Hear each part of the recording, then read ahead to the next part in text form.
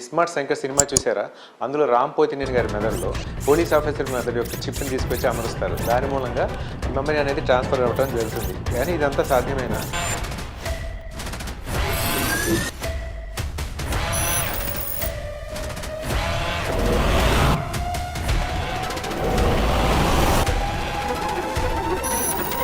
ఈ science fiction science fact కాబోతుందా? అవును, ఇది న్యూరాలింక్ ద్వారా సాధ్యమే. న్యూరాలింక్లో ఎలాన్ మస్క్ ఫస్ట్ స్టేజ్లో మెదడులో చిప్ అమర్చడం ద్వారా మన చేతులతో పని లేకుండా ఓన్లీ కేవలం ఆలోచనలతోనే కంప్యూటర్ స్క్రీన్, ఫోన్ మరియు ఇతర పరికరాలను ఆపరేట్ చేయడం అనేది మనం యాక్చువల్గా చూడటం అనేది జరిగింది.